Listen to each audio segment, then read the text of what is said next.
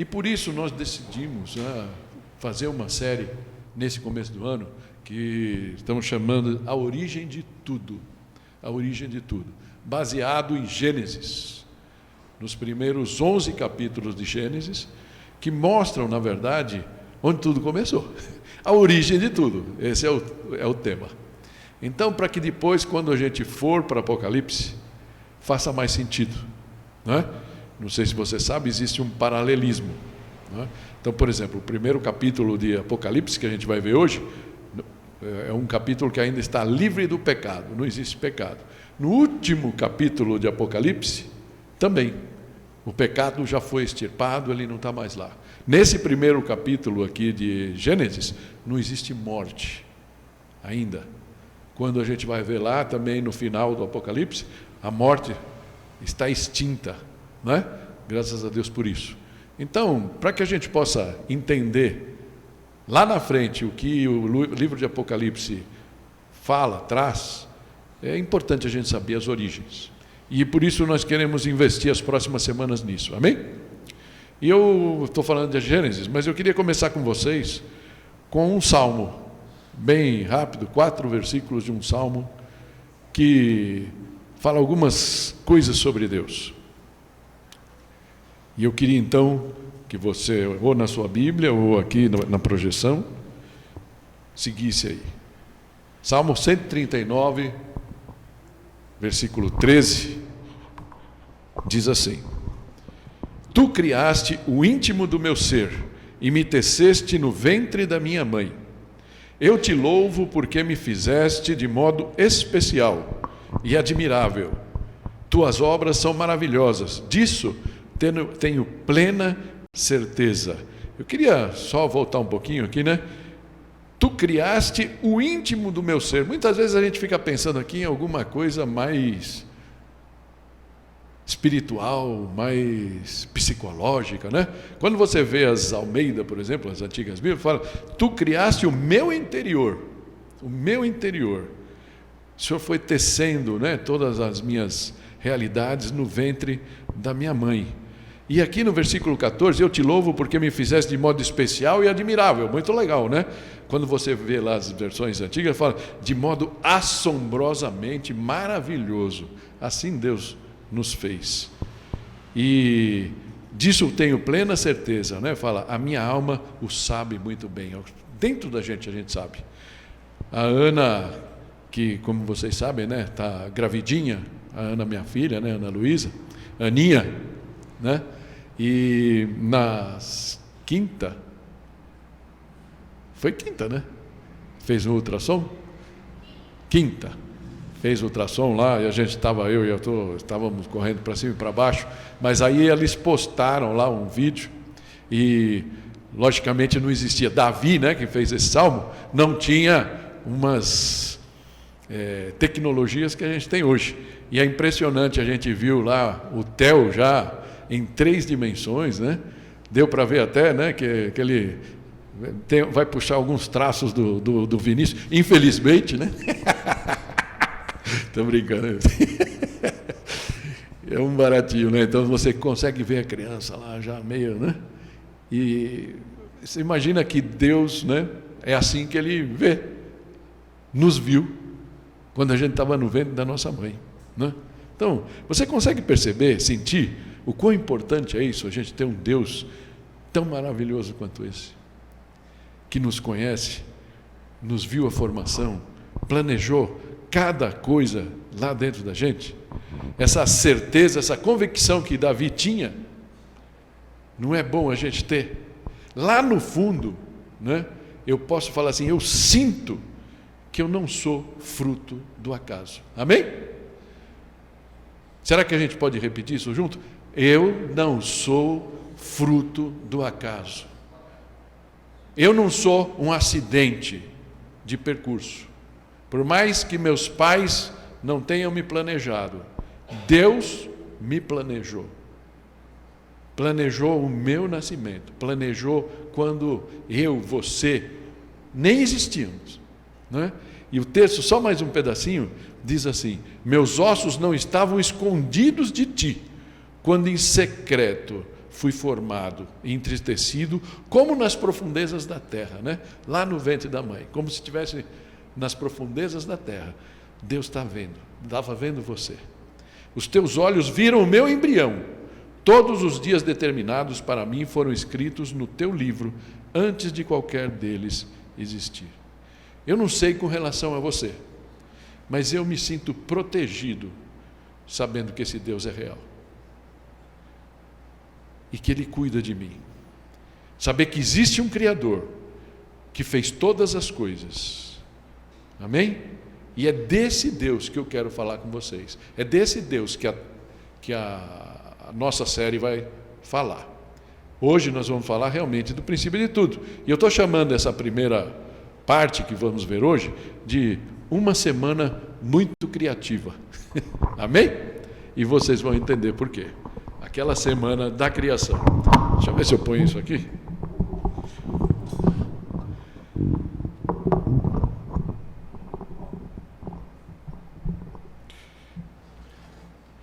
Então, eu queria convidar vocês a abrir sua Bíblia ou seguir conosco aqui, em Gênesis 1,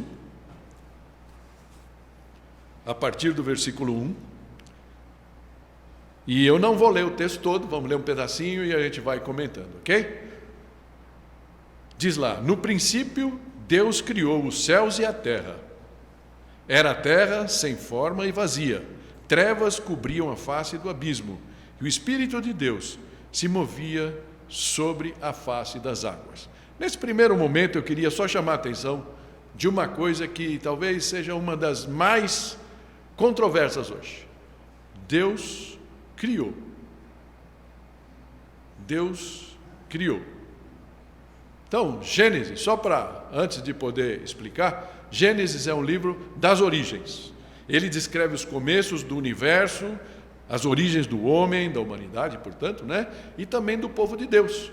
Ele vai falar tudo isso ao longo do livro de Gênesis. E o autor é Moisés. Hoje em dia, né, nos últimos 100 anos, existe tanta coisa. Você pega hoje, eu e o Flávio, por exemplo, compartilhamos nós temos igual, né? Não é que nós temos um livro entre os dois. Temos uma coleção lá de comentários bíblicos, né? E é muito legal, porque fala versículo por versículo. Mas quando você vai ver Gênesis, é uma loucura, você se perde, porque o cara fica tão, não, que isso daqui, que tem uma versão e tal, e ele perde o contexto. Tem até um livro legal, que eu não tenho ele aqui, nas próximas semanas eu trago eles para vocês, que falam, né?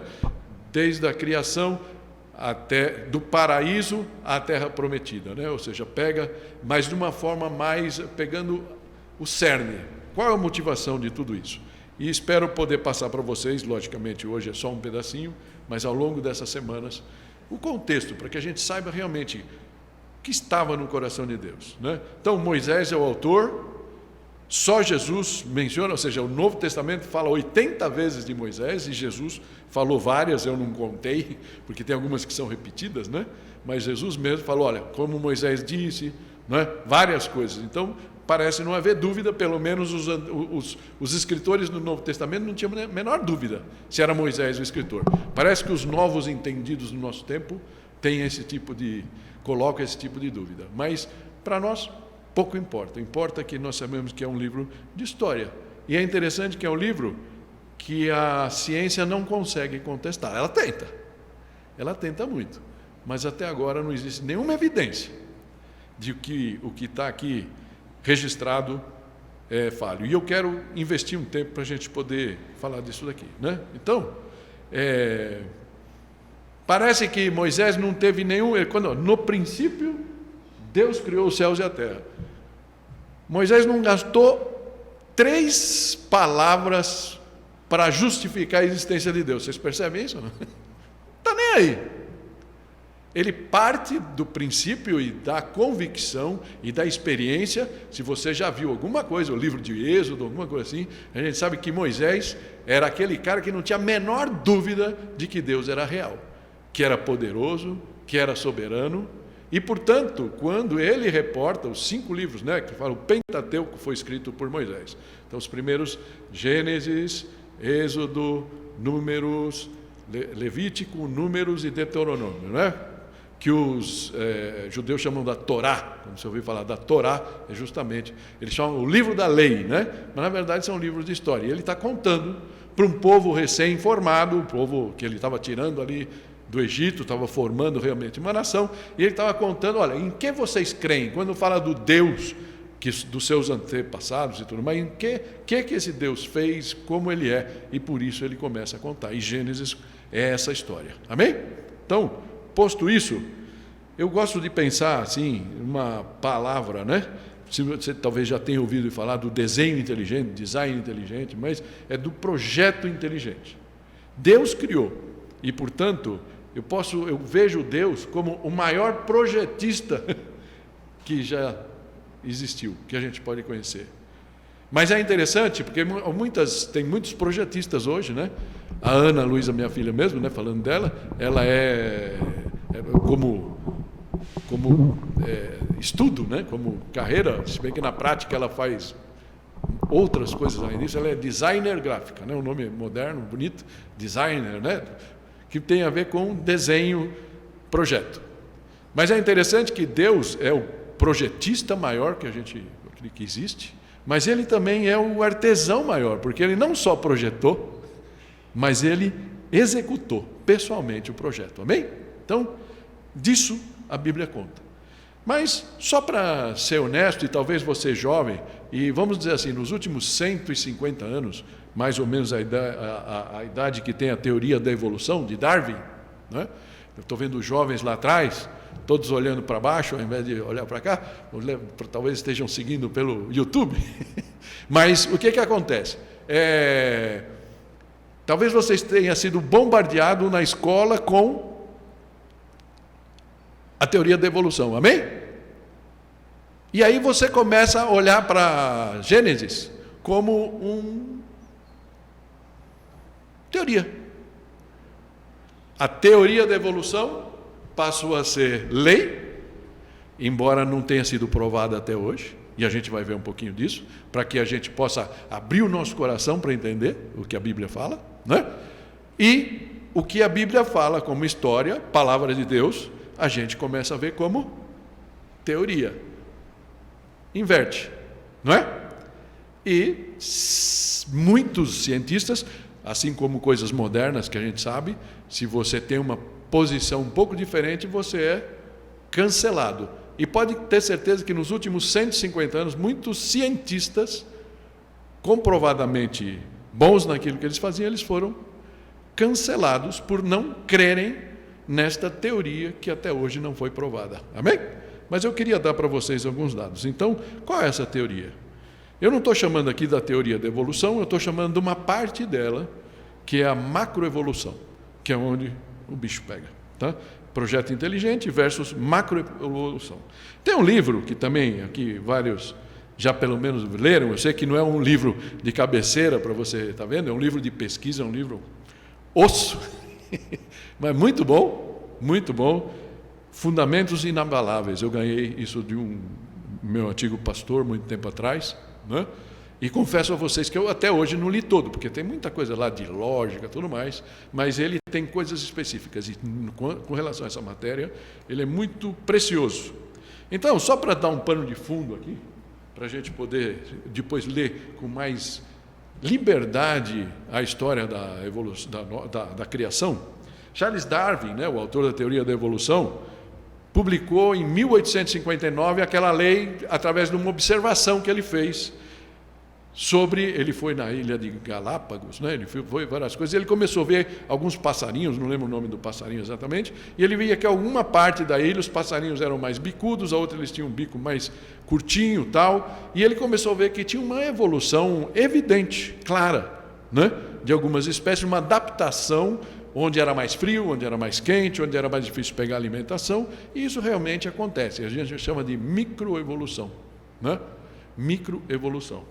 Nenhum problema com essa parte. O problema é quando aquelas evidências, né, que alguns fósseis mostravam tudo mais, ela começa a falar. O darwinismo ele se sustenta com 2 pontos, só para a gente ter. Ele fala da ancestralidade comum, ou seja, todos os bichos, todos os seres vivos, inclusive vegetais, eles partem de uma célula primeira, vamos falar assim. do ancestral comum. E aí eles foram evoluindo, foram sendo transformados, mutados, para ter todas as espécies que a gente conhece. E o outro é a seleção natural, que é usado até sociologicamente, para a lei do mais forte, né? A lei do mais apto. Esse sobrevive. E o menos apto cai por terra, vai ficando. Tá? Então, basicamente, é isso. Então, a teoria inclui, então, 2 tipos de evolução. Aquela microevolução, que parece que a gente, com algumas limitações, elas são verdadeiras. Existem algumas evidências, mas ela também fala da macroevolução, né? Que eu vou depois colocar algumas coisas mais aqui, que ocorre na teoria, com alguns organismos que pulam de uma coisa a outra. E isso até hoje ninguém achou nenhum fóssil, nada, nenhuma evidência que prove. Mas virou lei. Virou lei. E um pouquinho disso que eu quero falar. Então, macroevolução é uma teoria que afirma que a vida se auto-originou de matéria não viva, ou seja, inorgânica. Uma vez ultrapassado esse abismo do não vida para vida, ou seja, do nada, gerou vida. A primeira célula viva começou então a evoluir por mudanças aleatórias, e aqui é importante esse parênteses que está ali, né? Sem intervenção de nenhuma mente inteligente, ou seja, sem Deus na equação, tá? Em seu sistema genético, mutações, adquirindo novas características que não existiam no organismo original. Teoria, certo? Só para ter um pouquinho. O que está falando aqui? Do nada se gerou uma vida, uma célula viva, e dessa célula viva, e por milhões e milhões de anos, bilhões e bilhões de anos, a gente chegou aqui. Ok? Essa é a teoria de Darwin. Interessante que Darwin, em algum momento do livro dele, lá, a teoria das evoluções, não lembro o nome do livro, ele fala, olha, se por algum acaso alguém, ao longo do tempo, descobrir algo que vá contra essa teoria, esse meu pensamento, a teoria cai por terra. Só que ele morreu e aquilo virou lei, e até hoje ninguém desdisse. Só para você ter uma ideia do que isso significa, né? Não sei se dá para ver bem, mas só para você ter uma ideia, eu não achei uma foto melhor do que a que está no livro, né?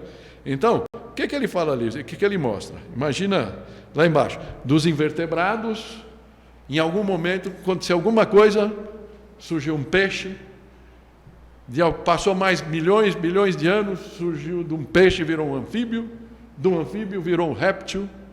Lembra dos reptilianos, né? E depois, então, um mamífero, e aí um macaco, e do macaco, o homem. Amém? Todos estudamos isso daí, de alguma maneira, né? Como dogma, como verdade, né? Só que acontece o seguinte, esse cara, por exemplo, aqui, ó. Espera aí aqui. Olha que bonito, a foto dele do lado de um dinossauro, lá de um dinossauro, e ele fala, Stephen Jay Gould, o nome dele. Esse cara é um cara afamado, ele é professor da Universidade de Harvard, ele é um paleontólogo, né? Então, um cara, digamos assim, reconhecido, tá? E ele põe uma frase ali meio ruim, mas fala assim, a maioria das espécies não exibe nenhuma mudança direcional durante o período da Terra, ou seja, pegou um dinossauro, você pega lá um fóssil, né, que fosse, não sei o quê, estava de um jeito pequenininho, quando morre e sumiu, estava do mesmo jeito. Cadê a evolução? Mostra-se no registro fóssil muito parecidas com o que eram quando desapareceram, no caso, né? Ele está defendendo aí os dinossauros. Em qualquer área local, uma espécie não aparece gradualmente por transformação constante de seus ancestrais. Aparece de uma vez, plenamente formada. Ou seja, alguém criou. Alguém criou. Chegou pronto, né? Tem mais coisas que a gente poderia falar. A conclusão do livro, dos autores do livro, esses dois caras, Geisler e Bottino, fala assim, todas as evidências mostram que não há nenhuma razão científica porque devamos aceitar de alguma forma de modelo macroevolutivo. Isto nos leva ao inteligente e alternativo modelo de projeto das origens. Ou seja, modelo criacional. Ok? Então, esses dois cientistas que fizeram o livro são cristãos, né? No final das contas, ele fala, olha, não dá para a gente crer que, de repente, um peixe virou sapo. Por quê? Não existe um fóssil achando lá um rabo de peixe com pata de sapo. Não existe. Não existe. Mas se continua crendo que isso aconteceu de alguma maneira. Nesse meio tempo vem a teoria do Big Bang, que todos nós, de alguma maneira, né, já cremos. E é interessante, porque o Big Bang é uma solução agradável até para cristão, né? Quem riscou o fósforo? Foi Deus, né? Existiu um start. Deus criou o céu e a terra, certo? Então, Deus é o Big Bang. Só que foi interessante, né? Porque dentro dessa teoria eles creem no Big Bang, mas para eles não é Deus. O Big Bang foi alguma coisa na natureza que, uma explosão cósmica, e tudo foi gerado. Só que para isso ser verdade, o mundo está em expansão, e aparentemente está mesmo. E aí o que acontece? Última coisa.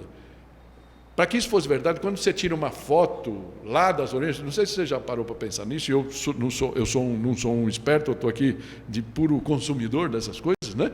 Quando você tira uma foto do Sol, por exemplo, o Sol que você vê, a gente está olhando para o Sol, então nossa vista, ela viaja um tempo, né? Para poder chegar no Sol e voltar. Esse tempo, o Sol está, entre aspas, perto, então você está vendo o Sol, mas você não está vendo o Sol agora. Você está vendo o Sol de algum tempo atrás. O Sol, há não sei quanto tempo, porque eu não sei o cálculo, ele era assim. Então, quando eles olham uma estrela, né, esses telescópios, né, eles olham lá a 1000 anos-luz, né? Então, é o tempo que a luz demora para chegar lá, tirar a foto. Então, quando você recebe a foto, você está olhando, você está vendo aquela estrela 1000 anos atrás, como ela era há 1000 anos atrás. Estavam todos aí, tem umas fotos de um Hubble, né, que é um telescópio, era o maior telescópio, e eles mostravam algumas coisas que inquietavam essa ideia do Big Bang, porque eles queriam tirar uma foto lá dessas galáxias, né, e elas serem bebezinhos, assim, meio mal formadas e tal. Tudo bem. Agora tem um novo telescópio. Eu ia pôr umas fotos, mas primeiro que a foto a gente precisa ser especialista para entender, e a qualidade não ia ser tão boa aqui, que chama James Webb, não sei se você viu isso daí. Ele foi lançado no final, acho que 2022, né? E aí esse cara falou, a gente quer uma foto dessas galáxias aí, porque a gente quer provar a teoria de que elas eram bebezinhas e com o tempo elas vão sendo formadas. Para surpresa e desespero dos cientistas, o James Webb foi lá, tirou umas fotos maravilhosas dessas galáxias. Tem 6 galáxias que ele consegue identificar e elas são perfeitas, ou seja, a 3 bilhões e meio de anos-luz daqui, elas estavam complexas, maduras, perfeitas, como se fosse hoje. E isso quebra a teoria do Big Bang. Então, nós estamos num momento que todas as crenças caíram por terra. Tem 2 coisas. Uma é crer que o Big Bang foi muito mais atrás, que deu tempo de dar 13 bilhões e meio, as galáxias já estavam prontas, ou que o Big Bang tem outro nome. Amém? E é por isso que a ciência está buscando outra saída, porque dentro dos cientistas existem cientistas cristãos que entendem o criacionismo, mas existem cientistas que são ateus, ou seja, lutam para achar uma resposta fora de Deus. E aparentemente não tem, até agora. Amém? Eu ia mostrar uma foto, ler aqui um texto, mas eu não quero gastar mais tempo com isso.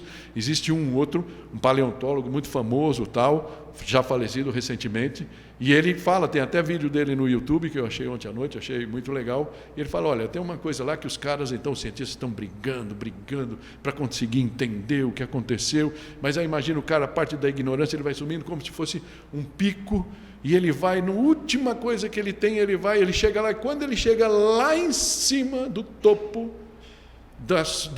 do entendimento dele, ou seja, chegar à conclusão que foi Deus que criou, né? Ele vai encontrar o quê? um grupo de teólogos sentados lá, e eles já estão lá há séculos, porque eles já descobriram há séculos como tudo aconteceu. Amém? Não sei o que você tem no seu coração com relação a isso, perdão por esse tempo gasto para explicar, né?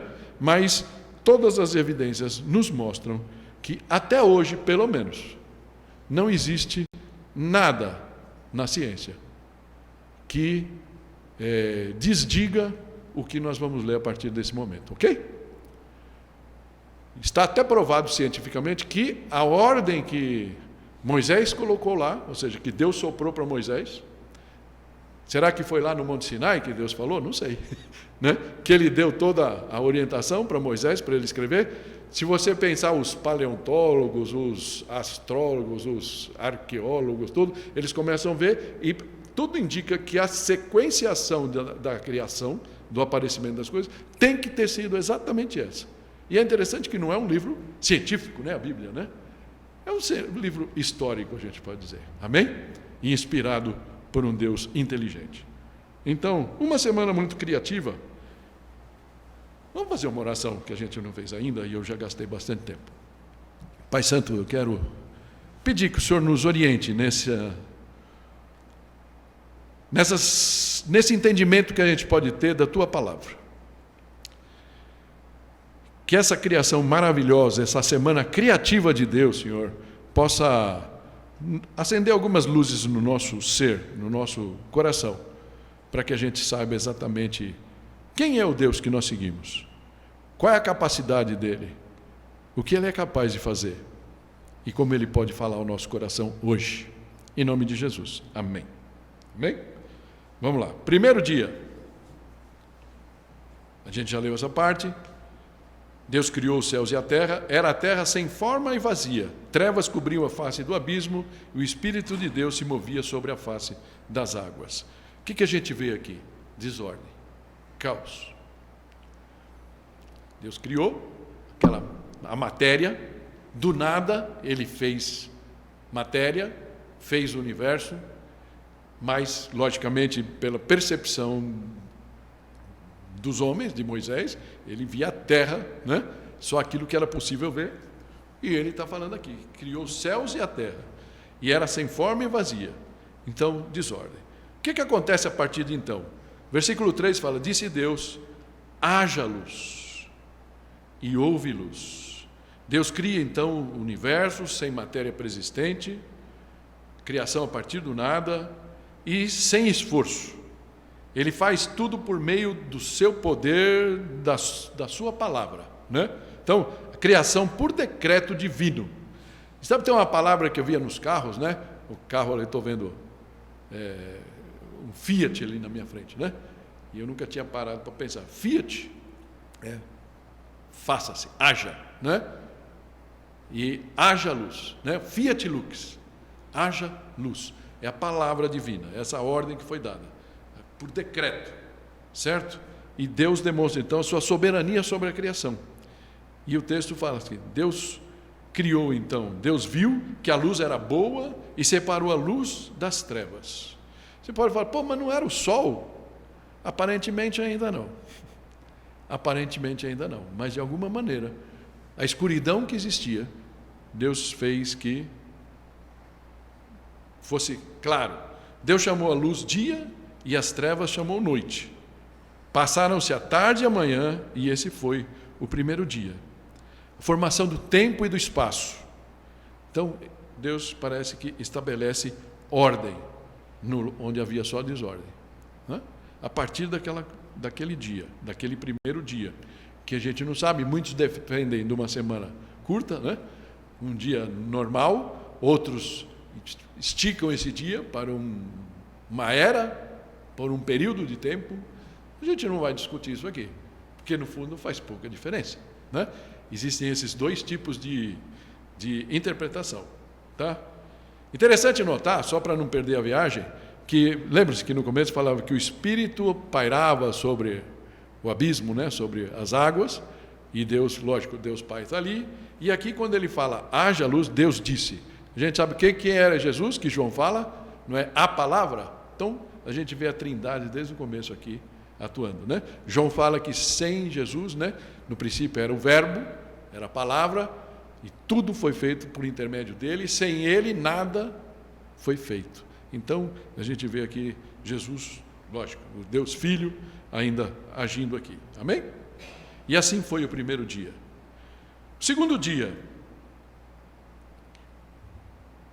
depois disse Deus: haja entre as águas um firmamento que separe águas de águas. Então fez o firmamento e separou as águas que estavam embaixo do firmamento das que estavam por cima. Ou seja, um tapete de nuvens é criado.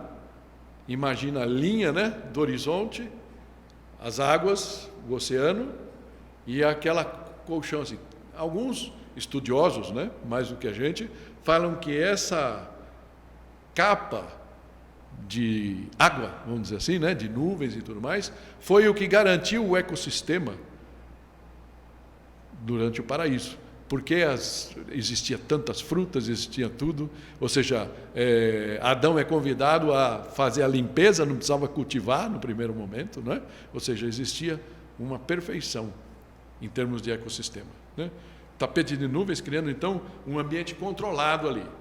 É como se Deus estivesse dando passos, preparando, estabilizando o ecossistema para dar o passo seguinte. Amém?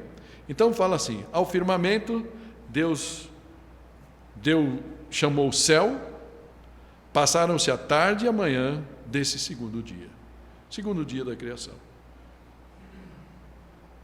No terceiro dia, Deus disse: ajuntem-se num só lugar as águas que estão debaixo do céu, e apareça a terra seca, né? Fala como se fosse todo um mar só, e aí aquilo de alguma forma vai esvaziando e começa a aparecer os continentes. A terra começa a aparecer, né? Talvez por mais água que sobe, a gente não sabe o processo, e a terra aparece seca, e assim foi.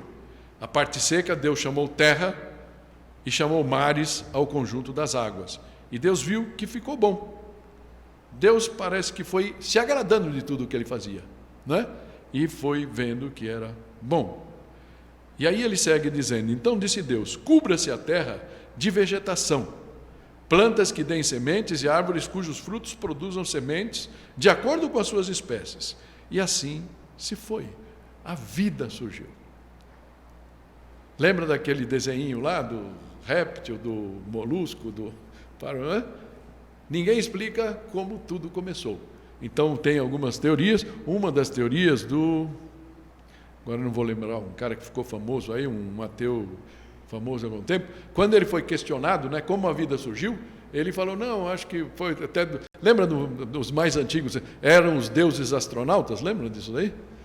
Então, até essa teoria surgiu, né? Ou seja, como não pode ser Deus, a chispa da criação não pode ser Deus, certo? Porque eu não creio em Deus. Então, pode ser até um astronauta. Sim, tudo bem, mas quem criou o astronauta, né? Ou seja, a história é a mesma. Ou seja, estamos sempre no mesmo ponto. Então, aqui Deus, com a sua palavra, na sua soberania, faz a criação da vida vegetal aqui ainda, né? A natureza começa a funcionar. Amém? Tudo bem? Mas eu queria chamar a sua atenção para uma questão importante para a evolução. Moisés sabia da teoria da evolução? Não, né? Deus sabia? Provavelmente sim, né? Sabia que ia aparecer um cara chamado Darwin, que ia virar meio como Deus da ciência. Então, aparentemente, ele soprou no ouvido de Moisés alguma coisa que Moisés... E você vai ver daqui para frente essa frase se repetir a cada coisa, de acordo com as suas espécies. Não tem essa de pular de uma espécie para outra. Ok? Tudo bem? Dentro de uma espécie, um passarinho tem um bico, o mesmo passarinho passa a ter outro bico, ou seja, limitado dentro da sua espécie. Sim, a microevolução está mais do que documentada. Mas uma mudança de uma espécie para outra não tem nenhum documento. E nunca vai ter. Ok? Versículo 12, a terra fez brotar a vegetação, plantas que dão sementes de acordo com as suas espécies, e árvores cujos frutos produzem sementes de acordo com as suas espécies. E Deus viu que ficou bom. Passaram-se tarde e manhã, esse foi o terceiro dia. Amém? Interessante falar que, por que ele não fala manhã e tarde, né? Porque no hebraico, né, o dia começa a partir das 6 horas, né? Então, essa é diferente a posição deles, né? Mas é isso, tarde e manhã do terceiro dia. E as coisas então vão funcionando. Quarto dia. Disse Deus: haja luminares no firmamento do céu, para separar o dia da noite. Então, sol, lua. Sirvam eles de sinais para marcar estações, dias e anos. E sirvam de luminares no firmamento do céu, para iluminar a terra, e assim foi. Lembra que eu falei quem viu aquele videozinho de final de ano, bem curtinho, né? Falava do Cronos, o tempo, né? Pode ser Cronos ou pode ser Kairos.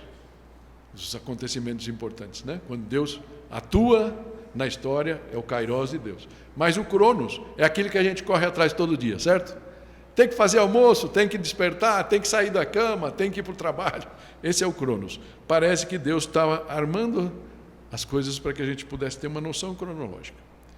E o meio ambiente para um passo mais importante, a criação, né? Ele está dando todos os passos aqui. No versículo 16 fala: Deus fez os 2 grandes luminares, o maior para governar o dia e o menor para governar a noite. Fez também as estrelas. Veja a cronologia sendo colocada. Deus os colocou no firmamento do céu para iluminar a terra, governar o dia e a noite, e separar a luz das trevas. E Deus viu que ficou bom. Passaram-se a tarde e a manhã, e esse foi o quarto dia. Tudo indo formado. E eu estou tentando ser o mais rápido possível aqui, né? Porque senão a gente vai esticar demais, tá? Versículo 20. Disse também Deus: encham-se as águas de seres vivos, e sobre a terra voem aves sobre o firmamento no céu. Assim Deus criou os grandes animais aquáticos e demais seres vivos que povoam as águas, de acordo com as suas espécies, e todas as aves de acordo com as suas espécies. E Deus viu que ficou bom. O projeto inteligente aqui dá mais um passo decisivo, certo? A vida não é mais só vegetação, a vida agora é animal. Deus cria os animais. Primeiro passo, animais aquáticos, os peixes, as aves, e o cenário começa a ficar bonito. A foto começa a ficar muito boa, né? E note sempre a existência de acordo com as suas espécies. Amém? E aí aparece um passo, a primeira coisa na Bíblia aqui. Então Deus os abençoou. Deus os abençoou, dizendo: sejam férteis e multipliquem-se. Encham as águas dos mares e multipliquem-se as aves na terra. Passaram-se tarde e manhã, esse foi o quinto dia. Deus abençoou. Primeira bênção da história. E não foi para um homem, foi para a própria natureza. Deus abençoou os animais ali e tudo que havia. Amém? Sejam férteis e multipliquem-se. E assim foi. Todos os animais têm um sistema de reprodução e tudo funciona. E aqui nós chegamos no último dia da criação, no sexto dia. E fala assim: e disse Deus: produz a terra seres vivos de acordo com as suas espécies, rebanhos domésticos, animais selvagens e os demais seres vivos da terra, cada um de acordo com a sua espécie. E assim foi. Todos os outros animais foram criados aqui, né? Rebanhos e tudo mais. Deus fez os animais selvagens de acordo com as suas espécies, os rebanhos domésticos de acordo com as suas espécies, veja a insistência, e os demais seres vivos da terra de acordo com as suas espécies. E Deus viu que ficou bom.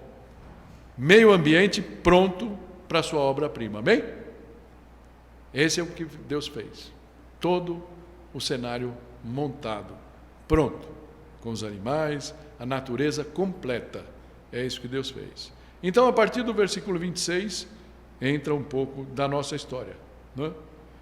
Fala assim: então disse Deus: façamos o homem à nossa imagem, conforme a nossa semelhança. A nossa imagem e a nossa semelhança. O que é isso? Alguém viu Deus? Ninguém sabe. Como é a imagem? Será que eu sou bonito que nem Deus? Como será isso, né? Então, a verdade é que está falando aqui de outra coisa. Nós temos a capacidade de raciocinar, amém? Nós temos a capacidade de sentir, falar, mas meu cachorrinho sente, não é? Meu cachorrinho sente, né? Eu dou uma bronca, né? Aquele cachorro que eu não tenho, né? Mas já tive, né? Mas é diferente, não é? Nossa capacidade de construir coisas, capacidade de tocar, como os meninos estavam fazendo aqui, no nosso grupo de louvor, capacidade de cantar, como o João canta, né? Coisas assim que a gente sabe que só o homem, é uma dotação que Deus nos deu, a capacidade de empreender, a capacidade de decidir, coisas importantes vão acontecendo, né? E por isso que tem em Efésios 2, eu não vou projetar ali, fala, porque somos criação de Deus, realizada em Cristo Jesus, para fazermos boas obras. E esse termo, criação, é a palavra poema, no grego, não é? Tanto é que se você tem uma Bíblia NVT, você vai lá, pois somos obra-prima de Deus, criados em Cristo Jesus, a fim de realizarmos boas obras. E foi isso então, o poema de Deus foi criado ali. E Deus chega para essa obra-prima, para esse homem, né, e fala, domine ele sobre os peixes, sobre as aves do mar, sobre tudo que é feito, né? Domine. E aí Deus, no versículo 27, fala, criou Deus o homem à sua imagem, a imagem de Deus o criou, homem e mulher os criou, macho e fêmea, né? Não parece outro tipo de gênero aqui, né, gente? Nem existia. Eram os dois sexos. Deus os abençoou pela primeira vez aqui e lhes disse, sejam férteis e multipliquem-se. E uma palavra importante, encham e subjuguem a terra. Essa palavra subjuguem na NVI sempre me incomodou, né? Depende das outras versões, usem lá, dominem, sujeitem a terra, governem sobre a terra, ok? Então essa é a ideia. Deus passa o mandato da terra, tudo aquilo que ele tinha feito e viu que era bom ao homem. Ele delegou ao homem a administração do mundo, da terra. Então fala, dominem sobre os peixes do mar, sobre todas as coisas que ele já tinha falado. Versículo 27 fala, disse Deus, eis que lhes dou todas as plantas que nascem em toda a terra, que produzem sementes, e todas as árvores que dão frutos com sementes, elas servirão de alimento para vocês. Então, primeira dieta vegetariana aqui, né? Eles não podiam comer os animais a princípio, nem precisavam, e isso era então o alimento deles. E também ele fala que tudo isso seria alimento para os outros animais. E aí no versículo 31, e Deus viu tudo o que havia feito, e tudo havia ficado muito bom. Passaram-se tarde e manhã do sexto dia. Amém? Aqui está concluída a semana criativa. Mas tem mais um dia, não é? E é interessante a gente ver o que Deus fez com ele. A partir do começo do capítulo 2, que é a continuação da mesma linha, versículo 1 fala assim, assim foram concluídos os céus e a terra e tudo o que neles há. No sétimo dia, Deus já havia concluído a obra que realizara e nesse dia descansou. Amém? Será que Deus precisava descansar? Provavelmente não, não é? Mas tudo indica que ele estava querendo marcar alguma coisa para nós aqui. E ele fala, abençoou Deus, o sétimo dia o santificou, porque nele descansou de toda a obra que realizara na criação. Amém? Parece que Deus estava falando para a gente, olha, existe um dia para você parar. Existe um dia que você precisa separar.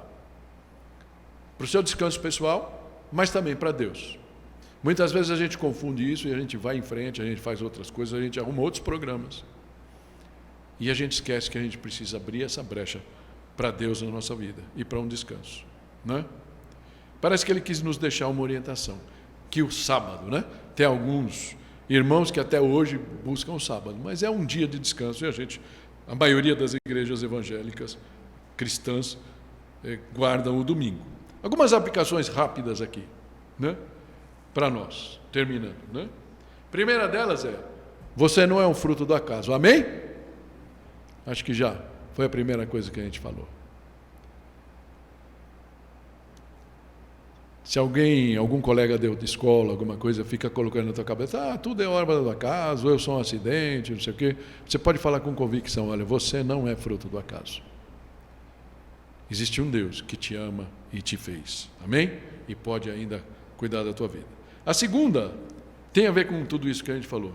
Não duvide do poder, da soberania de Deus para atuar em qualquer parte da história e, portanto, também da sua vida. Amém? A gente vai ver Êxodo e tudo mais, é um poder muito grande e uma atuação muito grande, e um amor muito grande também. Então, os israelitas viam a história da Bíblia e tudo mais, pelo menos esses primeiros livros, como uma espécie de arena para a intervenção divina. E eu entendo que nós também podemos ver isso, né? Ou seja, a nossa vida, as nossas circunstâncias, a situação, como uma arena para que Deus possa atuar na nossa vida. Basta que a gente convide Ele para participar dela. Amém? E o terceiro, que eu queria explorar um pouquinho, e aí eu sei que a gente já passou um pouquinho mais do tempo, o descanso de Deus está disponível para você hoje. Amém? Você sabe disso? Aquele descanso que Deus mostrou lá, ele pode chegar ao seu coração hoje. E para isso eu queria mostrar o último texto, não me queiram mal, né? Hebreus 4. Pensando nisso, o autor de Hebreus fala assim, versículo 9: assim ainda resta um descanso sabático para o povo de Deus. Pois todo aquele que entra no descanso de Deus também descansa das suas obras, como Deus descansou das suas, como a gente acabou de ler. Será que você está cansado, cansada das suas obras? Das suas decisões? Das coisas que acontecem à sua volta? Que te separam do melhor? Nessa virada de ano, como o João comentou a princípio, de repente você fez o balanço e falou, nada daquilo que eu planejei deu certo. Ou as coisas que eu realizei deram ruim. Deram ruim. Saiba que existe um descanso disponível para você. E aí ele fala, pois aquele que entra no descanso de Deus também descansa das suas obras. Portanto, esforcemo-nos por entrar nesse descanso. O mais interessante aqui, né, é que esse esforço que o escritor bíblico nos convida a fazer, não é um esforço nosso, na verdade. É um esforço que Jesus fez por nós, já fez. Amém? Jesus já pagou o preço para que a gente possa ter o descanso. Jesus, quando morreu na cruz, a gente acabou de comemorar o nascimento dele. Amém? Agora, daqui a alguns meses, a gente vai comemorar, a gente vai se lembrar da Páscoa. Que é a Páscoa? É a morte dele. E a ressurreição, graças a Deus por isso. Amém? Então, porque ele morreu naquela cruz, esse convite para o descanso é para você também. Quando Deus, lá na criação, ia falar, mas quem é aquele? É Deus Pai? Eu acho que é a Trindade, né? Deus, as três pessoas juntas. E ela chegou, olha, vamos descansar agora, que o que a gente fez foi muito bom. Não existia o pecado ainda, a gente vai falar disso a partir da semana que vem, não é? Mas, nesse momento, eles falavam, olha, eu quero que o meu povo, esse povo que eu criei, esse homem que eu criei, tenha a mesma possibilidade que eu de descansar. Mas eu queria então pedir para você fechar os teus olhos, para você pensar junto comigo, qual é o descanso que eu preciso? Qual é o descanso que você precisa, querido irmão, querida irmã, você que está aqui conosco, que nos visita? Existe alguma coisa na sua vida que você fala, olha, eu queria descansar dessas minhas obras? Será que existe espaço? Será que hoje é a oportunidade que você pode olhar para Deus e falar, Deus, me ajuda. Eu quero esse descanso. Jesus falou várias vezes, vinde a mim todos que estão cansados e sobrecarregados, e eu os aliviarei. Conheçam de mim, Carreguem junto comigo o meu jugo, que é suave, e o meu fardo é leve. E aprendam de mim, porque sou manso e suave de coração. Quem sabe, hoje Deus pode fazer uma diferença na tua vida. Eu queria orar por isso. Senhor Deus, nós corremos muito, nós lutamos muito, nós tentamos fazer todas as coisas da nossa própria força, no nosso próprio entendimento. E quando a gente parar para pensar, isso é muito cansativo, Senhor, muito cansativo. Queremos nessa manhã, Senhor, colocar o nosso cansaço, as nossas obras, diante de Ti. E falar, Senhor, me dá descanso. Eu entendo o que Jesus fez por mim, eu entendo toda essa obra, esse mundo maravilhoso que o Senhor criou. E eu olho para Ele agora, Pai, vejo o caos. E começo a entender que o Senhor me deu a administração desse mundo, o Senhor deu aos homens. E se o mundo está bagunçado, Senhor, não foi por Tua vontade, foi pela nossa forma de agir. Graças a Deus, porque esse texto começa a mostrar para a gente que existe um descanso possível, Senhor.